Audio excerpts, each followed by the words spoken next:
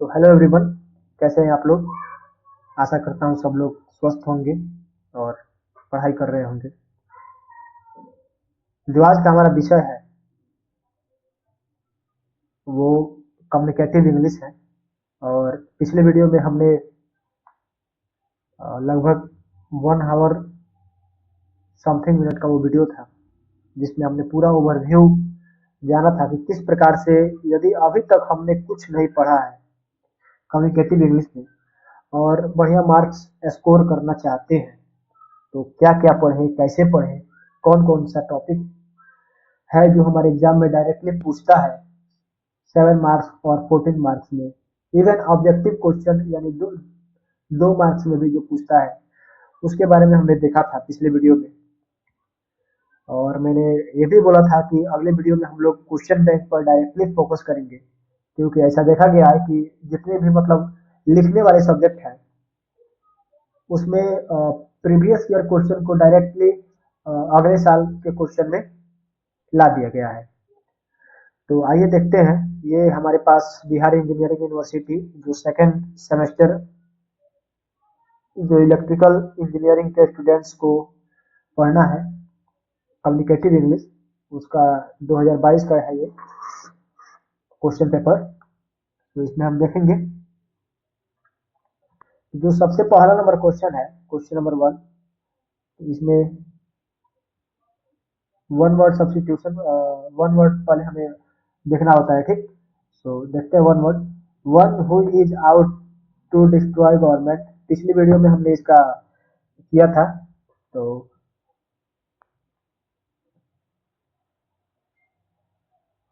उससे हम लोग क्या बोलते हैं, यहाँ पे आंसर भी है उसका, ठीक।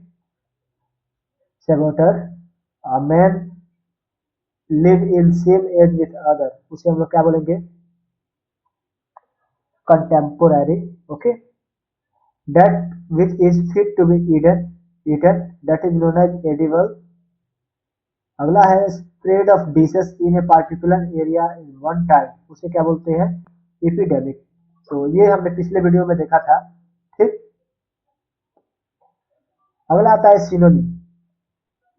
सिनोनिम और एंटोनिम, सफिक्स और प्रीफिक्स, फॉरेन एक्सप्रेशन, ये सब जितने हैं ये सब मॉड्यूल 1 के हैं। मॉड्यूल 1 और 2 में जितने मतलब एमसीक्यूज टाइप क्वेश्चन होंगे हमारे एग्जाम्स में, वो ज्यादातर यूनिट 1 और यूनिट 2 से ही होंगे, ठीक। तो इस पर मैंने वीडियो बनाया था जो कि ऑलरेडी मेरे फेसबुक अकाउंट पर, यूट्यूब चैनल पर भी अपलोडेड होगा। उसका लिंक मैं इस वीडियो के डिस्क्रिप्शन में डाल दूंगा, ठीक। देखते हैं। वॉश, वॉश का क्या हो जाएगा, क्लेम्स, रेंज, लाउडर। अब ऑप्शन में हमें ढूंढना रहेगा कि ऑप्शन में कौन सा ऑप्शन है, और और कभी ऑप्शन देता है, कभी ऑप्शन नहीं भी देता है। तो बेसिकली ये जो क्वेश्चन है इसमें 4 दिया है, 4 सिनोनिम्स, मतलब 4 चीजों का सिनोनिम्स आपको लिखना है। तो इसमें आपको ऑप्शन नहीं मिलेगा, इसमें ऑप्शन आपको नहीं मिलेगा। इसमें आपको करना क्या है कि अपने से इसका सिनोनिम्स लिखना है। वैसे ही कॉन्सील दूसरा नंबर है, कॉन्सील। कॉन्सील क्या हो जाएगा, hide, cover, secret, disuse, mask, ठीक। अगला है बीजी। बीजी क्या होगा, ऑक्युपाइड, इनरेंज, ऑक्युपाइड और एक्टिव। अगला है क्यूरियस। क्यूरियस का इंक्विजिटिव, इंटरेस्टेड, एनालिटिकल, प्रोबिंग, ठीक। तो इसमें आपको ऑप्शन नहीं मिलने वाला है। इसलिए यहाँ पर आपको क्या करना है, अपने से उसका सिनोनिम्स लिखना होता है, ठीक। यहाँ पर ऑप्शन का ख्याल दिमाग से निकाल लीजिए, ऑप्शन इसमें नहीं मिलेगा, अपने से लिखना पड़ेगा। अब यहाँ पे देखिए, from a new word by adding prefix to it. अब इसमें प्रीफिक्स लाकर नया वर्ड बनाना है, ठीक। अब कल्चरल है, कल्चरल में यदि हम अन लगा देते हैं प्रीफिक्स तो अनकल्चरल हो जाएगा, जो कि कल्चर से हमारा नहीं होगा, उसे अनकल्चरल बोलते हैं। कल्चर के पहले प्री लगा देंगे तो प्री कल्चरल हो जाएगा, यानी कि कल्चर से पहले जो होता है, ठीक। ट्रांस लगा दिए तो ट्रांस कल्चरल हो जाएगा। अगला स्पेस जो है, स्पेस में anti space, extra space, inter space, ऐसे ऐसे मतलब आपको लगा देना है। प्रीफिक्स उसके पहले लगाकर उसको नया वर्ड में परफॉर्म कर देना है। वर्क में unwork, pre work, over work, market के लिए un market, pre market, over market. अब देखिए ऐसे ही सफिक्स पूछ देगा, तो सफिक्स बाद में लगता है ना, याद है ना आपको, सफिक्स बाद में लगता है। चाइल्ड में childhood, childish, child like, care में केयर फ्री, केयर टेकर या केयरलेस, केयर वर्म, ऐसे ऐसे सफिक्स आपको ढूंढ के उसमें लगा देना है और एक मीनिंग तैयार कर देना है कि उससे हाँ कुछ अर्थ निकले उस शब्द का। ठीक। बैक से बैकवर्ड, बैकबोन, बैकवार्ड्स, एक्सीडेंट से एक्सीडेंटल हो जाएगा, एक्सीडेंट प्रोन हो जाएगा, एक्सीडेंट्स हो जाएगा। अब आता है preposition. She is a famous,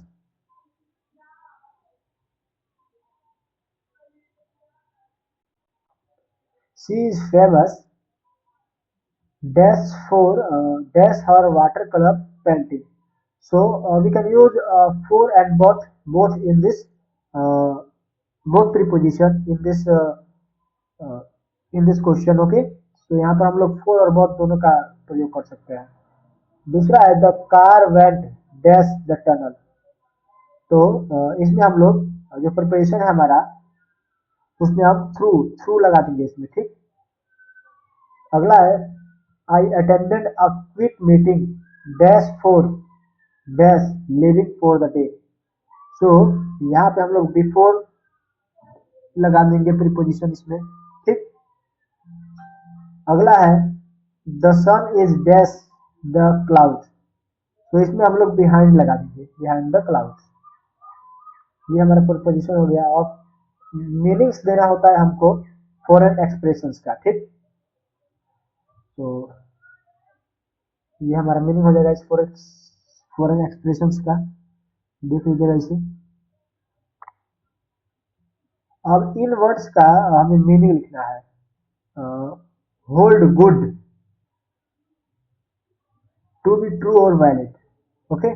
दूसरा है एट होम, आइटम है ये, इन अ फैमिलियर और comfortable city.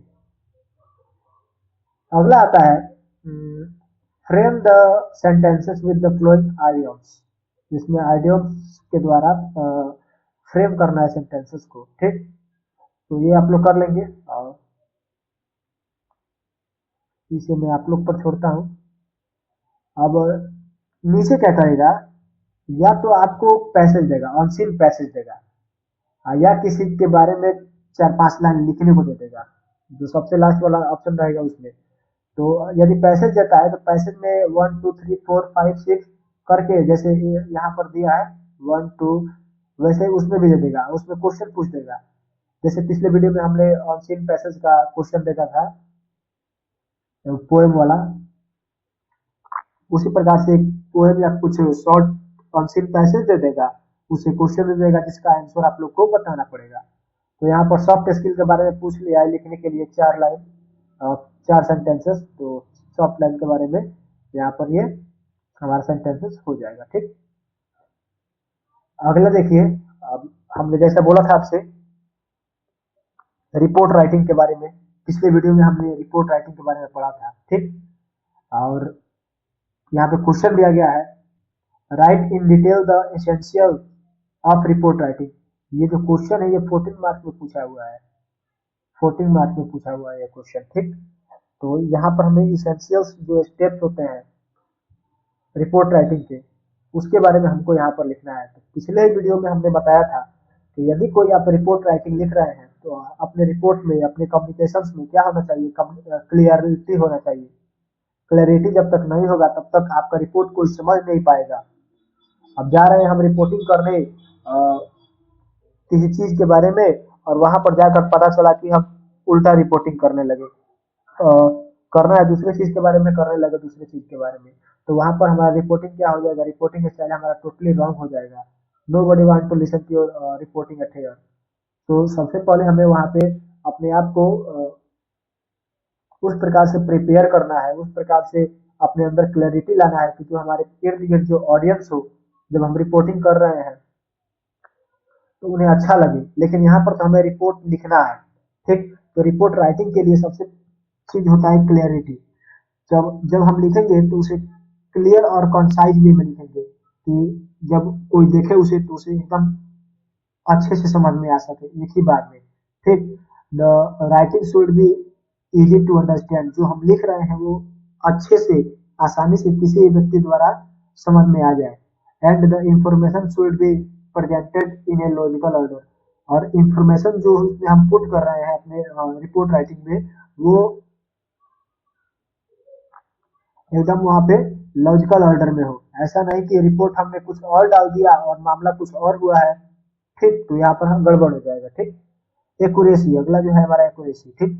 The information in a report should be accurate and up to date. हमेशा एक्यूरेट रहना चाहिए। अब ऐसा नहीं कि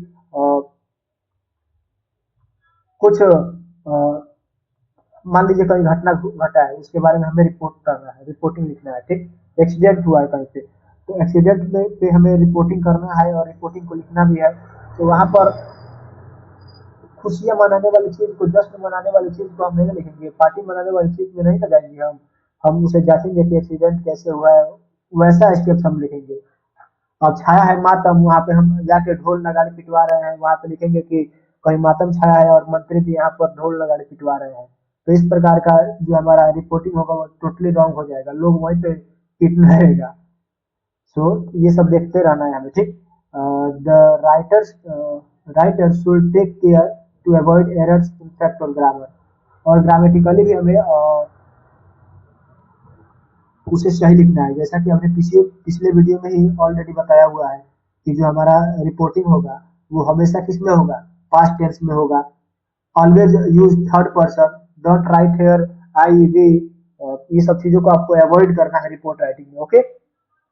अगला है objectivity. Report should B objective and unbiased. The writer should present the fact as they are without lettering their opinions or bias influence the content. Okay. Organization. The report should be well organized and easy to flow. The writer should use heading, subheading, and list to break up content and make it easier and read. उसके बाद से इसका जो format है, format पर भी ध्यान देना पड़ता है। The report should be formatted according to specific requirement of the audience. For example, a business report may need to be formatted in a specific way to meet standards of the company, ठीक। उसके बाद से style है। The style of report should B appropriate for audience, audience के appropriate होना चाहिए वो, ठीक। For example a report written for a technical audience will be different from a report written in a general audience, ठीक है। यहाँ तक तो हमारा रिपोर्ट राइटिंग हो गया। अब यहाँ तक लिख दीजिएगा जब आप, तो कौन आपका 14 मार्क्स काटेगा? कोई नहीं काटेगा। 7 या 14 मार्क्स में अगर ये क्वेश्चन आता है तो ये ऑल एकदम से हो ही जाएगा। अगर इतना भी याद है आपको, accuracy, objectivity, organisation, format, style, अगर इतना याद है तो इसके बारे में लिखना कौन सी बड़ी बात है, ये तो आराम से लिखा जाएगा। अब देखिए ये भी क्वेश्चन हम लोग कर चुके हैं वहाँ पे सीवी और रिज्यूम वाले में, मैंने बताया था पिछले वीडियो में कि किस प्रकार से ये क्वेश्चन आता है। 7 मार्क्स में ये क्वेश्चन पूछा जाता है। आगे जितने भी क्वेश्चन रहेंगे सब 7 मार्क्स, 14 मार्क्स, 14 मार्क्स में करके ही पूछेंगे। अगर क्वेश्चन ज्यादा बड़ा है तो 14 मार्क्स में करके पूछेगा, अगर छोटा है तो निश्चित ही 7 मार्क्स में क्वेश्चन आएगा। तो यहाँ पे दिया है assuming other detail, write your resume for a job application by giving suitable example of your eligibility। तो देख लेते हैं यहाँ पर, मान लीजिए ये आपका नाम हो गया, आपका एड्रेस हो गया, ठीक, और आपको रिज्यूम तैयार करना है और ये आपका जीमेल वगैरह सब हो गया, ठीक। अब यहाँ पर अपनी समरी में आप लिखिएगा highly skill and experiences technical writer with A proven track record of success in software industries, expertise in written clear, concise and engaged technical documentation and strong attention to detail and ability to meet deadlines, excellence communications and interpersonal skill। अपने बारे में ये मतलब बताए हैं summary पूरा, ठीक। Skills के बारे में अपने ये शो किए करेंगे यहाँ पर। आपके पास टेक्निकल स्किल क्या है, सॉफ्टवेयर डॉक्यूमेंटेशन कितना है, किसमें है, ठीक। कंटेंट क्रिएशन, आप कौन कौन सा कंटेंट क्रिएशन जानते हैं, ठीक। एडिटिंग एंड प्रूफ रीडिंग, और उसके बाद से कम्युनिकेशन, लोगों के द्वारा आप किस तरह से व्यवहार करते हो, किस प्रकार के कम्युनिकेशन स्किल आपके अंदर है, ठीक। ये सब आपको वहां पर बतलाना है। उसके बाद से एक्सपीरियंस, अपना एक्सपीरियंस आपको शेयर करना है उसमें कि आपने कहाँ कहाँ पर वर्क अपना दिया है। उसके बाद से टेक्निकल रिटर्न जो आपका है वो बताएंगे आप, एजुकेशन बताएंगे, आपने बैचलर किससे किया है, आपने कौन सा अवार्ड जीता है, प्रोजेक्ट्स आपका क्या रहा है, लास्ट ईयर प्रोजेक्ट्स, अभी आप जो वर्तमान में कार्य जहाँ पे करके आए हैं वहां पर आपका प्रोजेक्ट्स क्या रहा है, सबको आप लोग को बताना पड़ता है। सीवी और रिज्यूम मतलब ये क्या होता है, एक जनरल वे होता है अपने आप को एक फॉर्मेट के रूप में प्रतिदर्श करने का, कि आपके पास आपका नाम ये है, आपके पास इतने प्रकार के नॉलेज है, आपने इतने चीजों में उपलब्धियां हासिल की है। सो ये सब देखने के बाद ही आदमी आपको परखेगा, तब आपको जॉब पे रखेगा। तो उसके लिए ये सीवी तैयार करना होता है, ठीक। क्वेश्चन 4 है, what are the some of the common work place barriers in communication. तो कम्युनिकेशन में जो कॉमन वर्क प्लेस बैरियर होते हैं वो क्या होते हैं, तो इसका शायद हमने अगले वीडियो में इसका अगला जो वीडियो आएगा उसमें ये क्वेश्चन है, और ये उसी टाइम आपसे डिस्कस किया जाएगा, ठीक। चलिए अगर हम बात भी करें इस पर, तो जैसे कि हो गया कल्चरल डिफरेंसेस हो जाएगा, ठीक। अगर अगर हम दूसरे जगह पे जाते हैं, मान लीजिए हमारे यहाँ का कम्युनिकेशन कुछ अलग है, हम बिहार में है, तो यदि हम झारखंड हरियाणा वगैरह साइड में जाएंगे तो वहाँ का जो कल्चर है, वहाँ का जो लोगों का बोलचाल है, वो काफी डिफरेंस हमसे मिलेगा। तो लैक ऑफ क्लैरिटी हम लोग बोल सकते हैं कि यदि हम दूसरी जगह स्थानांतरण करते हैं तो वहाँ की मतलब भाषा को समझने में हमको कंसाइजली हम उसे समझ नहीं पाते हैं, क्लियरली समझ नहीं पाते हैं। लैंग्वेज बैरियर, लैंग्वेज बैरियर जैसा कि हमने बताया कि हम लोग भोजपुरी मुख्यतः बोलते हैं, भोजपुरी, हिंदी, और बाहर जाने में हरियाणवी, पंजाबी और ये सब मराठी, ये सब भाषा बोलने में हमें काफी दिक्कतें महसूस होगी। तो ये सब बैरियर हो गए हमारे कम्युनिकेशन में, ठीक। तो इसका आंसर हम लोग अगले वीडियो में देखेंगे। अब देखिए ये जो क्वेश्चन है, what is a group discussion, right the characteristic of successful group discussion. ये 14 मार्क्स का क्वेश्चन है, इसमें 2 पार्ट है, ठीक। 14 नंबर का ये क्वेश्चन है, और सबसे देखा जाए तो ये एक इम्पोर्टेंट भी क्वेश्चन है, क्योंकि हम लोग ग्रुप डिस्कस भी किए हैं। ग्रुप डिस्कस आज से नहीं करते आ रहे हैं, हम लोग 3-4 क्लास में है तब से हम लोग ग्रुप डिस्कस करते आ रहे हैं। तो यहाँ पर ये बहुत ही इंपॉर्टेंट क्वेश्चन हो जाता है, और इसके बारे में लिखना कोई बड़ी बात नहीं है कि ग्रुप डिस्कशन क्या है, उसके क्या कैरेक्टरिस्टिक है, एक सक्सेसफुल ग्रुप डिस्कशन के क्या क्या कैरेक्टरिस्टिक हो सकते हैं, ठीक। So a group discussion is a process of sharing information, ideas into a group setting। ये ग्रुप को बैठा कर वहां पर क्या किया जाए, आइडियाज को, इंफॉर्मेशन को शेयर किया जाए एक दूसरे में, उसे हम लोग क्या बोलते हैं, ग्रुप डिस्कशन बोलते हैं। It is a way to generate new ideas, solve problem and make decision. ये क्या है, एक ऐसा राह है जहाँ पे हम लोग नए नए आइडियाज, नए नए प्रॉब्लम को सॉल्व करते हैं, नए नए डिसीजन लेते हैं किस प्रकार से किसी प्रॉब्लम को सॉल्व करना है, ठीक। Here are the characteristic of a successful group discussion. तो यहाँ पर हम देखते हैं अ क्लियर पर्पज, ठीक। तो इसमें क्या है कि the group should have a clear goal और ऑब्जेक्टिव इन माइंड। ग्रुप के पास एक क्लियर गोल होना चाहिए, कुछ ऑब्जेक्टिव पॉइंट्स होना चाहिए उनके उनके मस्तिष्क के अंदर, ठीक। This will help to keep the discussion on track and focus. ऐसा नहीं कि डिस्कस हो रहा है किसी पॉइंट पे, एक पॉइंट पे इलेक्शन के पॉइंट पे डिस्कस हो रहा है और वहां पे हम लोग दूसरा पॉइंट छोड़ दें, तो ऐसे ग्रुप डिस्कशन नहीं हो पाएगा, ठीक। Active participation, okay. So all member of group should be actively involved in the group discussion. ये नहीं कि 12 आदमी का ग्रुप है तो उसमें 4 आदमी अपने में गप कर रहे हैं और जितने और व्यक्ति हैं वो डिस्कशन में लगे हुए हैं, तो सबको मतलब एक्टिव होना पड़ेगा वहां पे, ठीक। This makes listening to other, ये क्या करता है, दूसरे को एक दूसरे को सुनना पड़ता है, ठीक। Sharing their own ideas and asking question, यहाँ पर अपने आइडियाज को शेयर करना पड़ता है एक दूसरे से और क्वेश्चन पूछना होता है, ठीक। रिस्पेक्टफुल कम्युनिकेशन, जो भी कम्युनिकेशन हो हमेशा रिस्पेक्टफुल तरीके से करना चाहिए। All the members of group should respect each others opinions and idea, सभी को अपने एक दूसरे के मंतव्य को, उनके सोच को, उनके तर्क को क्या करना चाहिए, रिस्पेक्ट देना चाहिए। This means listening without interpreting, avoiding personal tracks and being open new ideas, okay.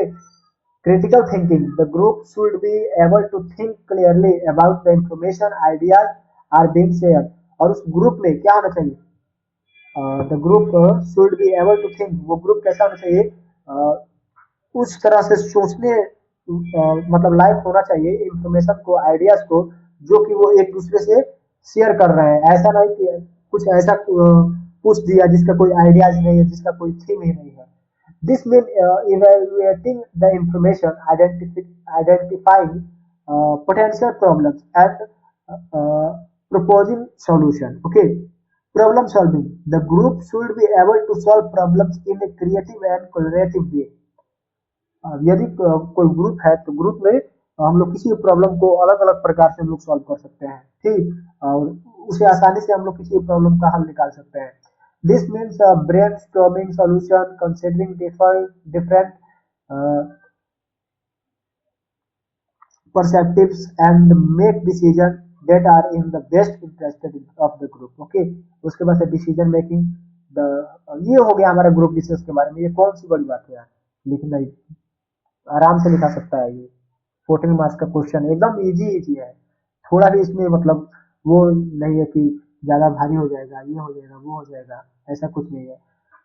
ये जो क्वेश्चन है, describe any 4 personally trace evaluated इन डिबेट, डिबेट में 4 कोई पर्सनली ट्रेस बताना है जो कि इवेल्युएट हो डिबेट में। तो इसका भी वीडियो हम लोग अगले वीडियो में देख लेंगे, ठीक। सॉल्यूशन आंसर इसका अगले वीडियो में देख लेंगे। तो देखिए जो लास्ट में क्वेश्चन रहता है ना, वो करता क्या है, या तो आपको किसी चीज पर ऐसे देगा, ऐसे तो देगा नहीं, ऐसे तो पहले ही पूछ लिया रहता है। क्वेश्चन 2 में एवर देखा गया है हमेशा कि क्वेश्चन नंबर 2 में आपको 14 मार्क्स में अगर पूछेगा तो 2 ऐसे पूछेगा, 4 देगा जिसमें आपको 2 बतलाना होगा, 2 के बारे में लिखना होगा, तो 14 मार्क्स आपको वहां से मिल जाएगा। रिज्यूम सी भी 7 मार्क्स का रहेगा या 14 मार्क्स का। नोटिस राइटिंग पूछेगा 7 मार्क्स का, और इधर आपसे ये क्वेश्चन वगैरह पूछ सकता है 7 चीज पे, या अगर पोएट्री सेक्शन पे आ जाए, या वो द लास्ट लीफ वाला, द सनराइजिंग वाला, इस पर पूछ सकता है, ठीक। और इधर जो 7 नंबर का जो लास्ट में पूछेगा वो आपसे